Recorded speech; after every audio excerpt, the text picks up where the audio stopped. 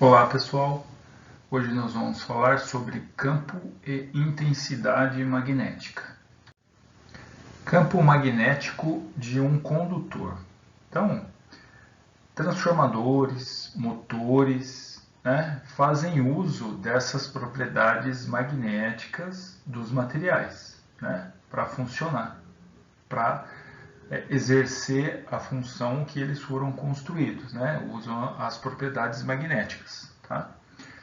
Então, quando eu percorro um condutor com uma corrente elétrica, é gerado um campo magnético em volta desse condutor. Tá? Então, eu tenho aqui o condutor e a corrente está circulando nele. Então, eu tenho a geração dessas linhas de campo magnético, como a gente viu lá no ímã permanente, da magnetita, só que aqui eu estou produzindo esse campo magnético percorrendo um fio. É o mesmo campo magnético, então são linhas de campo magnético. Tá? Independente se o condutor é isolado ou não, essas linhas de campo magnético são geradas. Tá?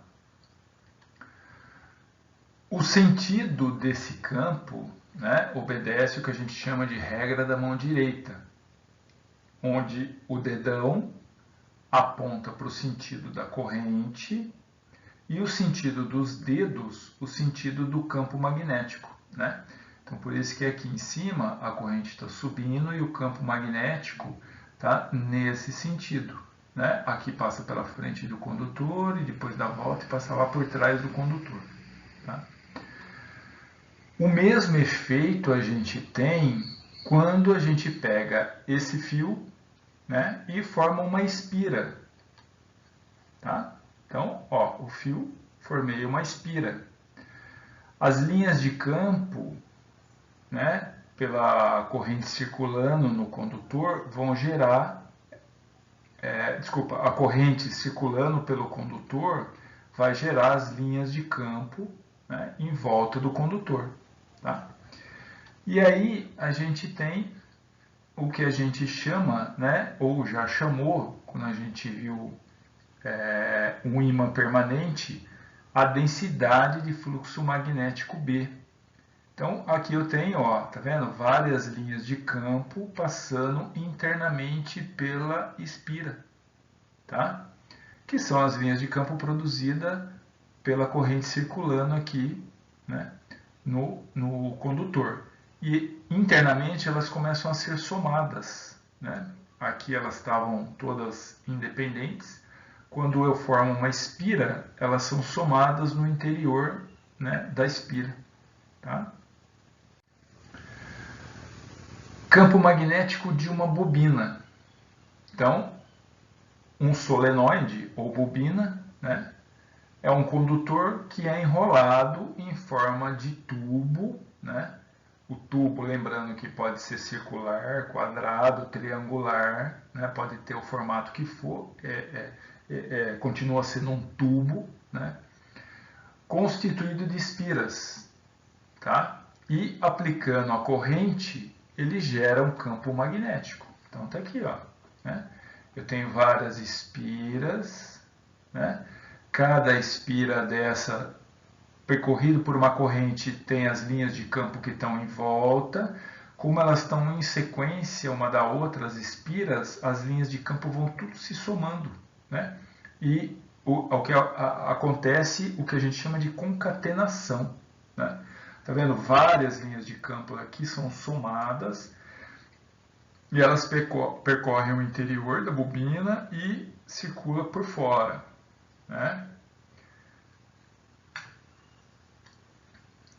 Tá vendo? No interior, as linhas de campo são uniformes, tá? E paralelas, tá vendo? Paralelas entre si. Aí, a hora que sai da bobina, elas voltam para cá, formando o campo externo, aqui o campo magnético externo, tá? E tem algumas que ficam ainda circulando em volta do condutor, tá? Quanto mais comprido o solenoide, quanto mais comprido e mais juntinho essas espiras, né, mais uniforme, mais intenso é o campo, né? A quantidade de linhas de campo concatenadas aqui é maior, tá? Então, internamente ela fica com um campo muito forte, né? Que elas se juntam, e externamente o campo se torna mais fraco, né? Internamente é mais forte porque elas se juntam. Quanto maior a quantidade de espiras, maior a intensidade que eu tenho de concentração das linhas de campo aqui, tá?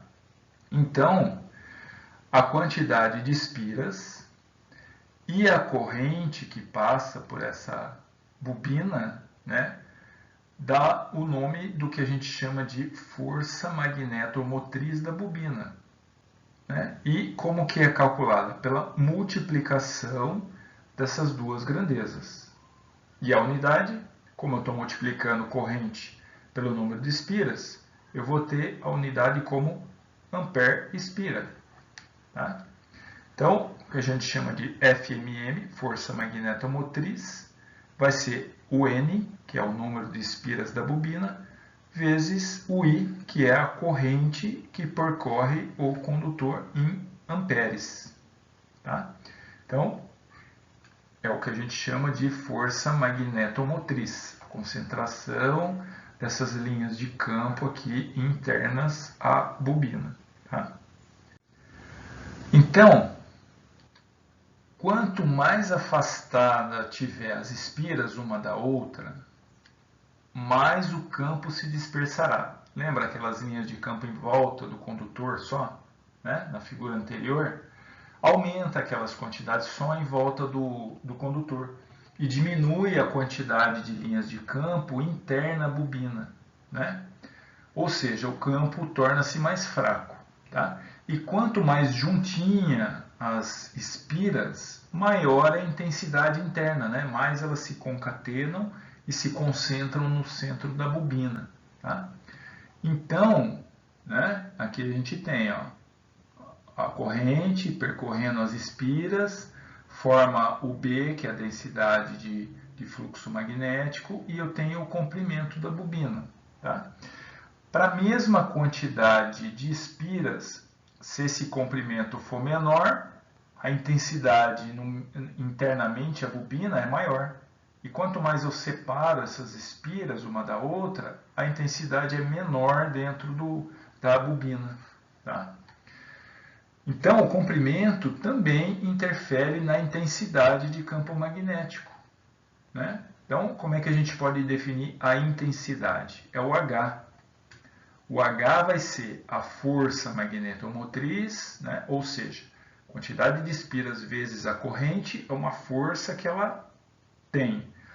Só que dependendo do comprimento, né, do espaçamento que eu tenho entre as espiras, e essa intensidade de campo é maior ou menor, tá? Então, para a mesma quantidade de espiras e a mesma corrente, né, vamos supor que eu tenha 100 espiras, tá, percorrido por 1 ampere. A minha força magnetomotriz é 100 ampere-espira. Só que, se ela estiver em 1 metro, é 100 ampere-espira por metro. Se ela estiver em 50 centímetros, vai ser 200, né? Que é 100 dividido por meio, né? Vai me dar 200 ampere-espira por metro. Então, a concentração, né, a intensidade do campo internamente, quando eu aproximo as espiras, aumenta, tá? E a força magnetomotriz tem que ser em ampere-espira, né? E o comprimento tem que ser em metros, tá?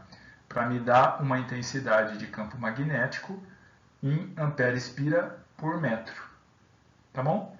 Então, o conteúdo de hoje era em função desses conceitos, tá?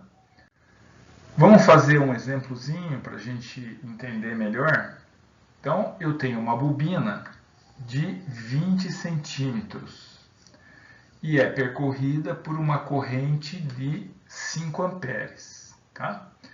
Primeiro, antes de continuar lendo, vamos recapitular. Eu tenho φ, que é o fluxo magnético, o B, que é a densidade de fluxo magnético, E tem o H, que é a intensidade de campo magnético. Tá? Esses nomezinhos são meio chatos, mas é bom a gente ir acostumando.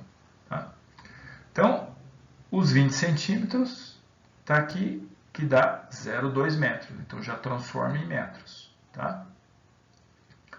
A corrente 5 amperes. Aí, sabendo que a intensidade de campo magnético é de 10 kA espira por metro, então o H, que é a intensidade de campo magnético, é o H 10 kA, quilo, 10 a terceira, lembra? 1000, né? Então é 10.000 ampere espira por metro. Qual a quantidade de espiras da bobina? Então eu quero saber o N, tá? O H eu sei que é a força magnetomotriz dividido pelo comprimento da bobina. Então, H 10.000 ampere espira por metro é igual a força magnetomotriz, que eu não sei, dividido pelo comprimento 0,2 metros. Aí, como o 0,2 está dividindo a força magnetomotriz, eu passo ele para cá, multiplicando, para saber o valor da força magnetomotriz. Então, fica 10.000 vezes 0,2 metros, é a força magnetomotriz dessa bobina, que dá 2.000 ampere espira. Tá? A força magnetomotriz, né, por sua vez, é a quantidade de espiras, o N, multiplicado pela corrente I, né, intensidade de corrente I. Então, 2.000, que a gente já calculou, ampere espira, é o número de espiras vezes o 5 amperes, tá? Que é a corrente que a gente tem.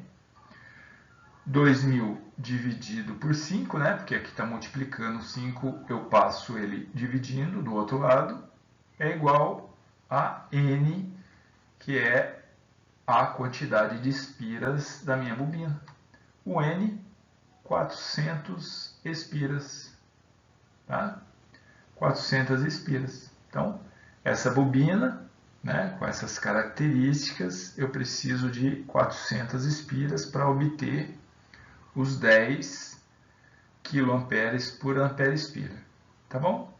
Espero que tenha ficado claro, pessoal. Por enquanto, é isso que a gente tinha, né? Muito obrigado e até a próxima.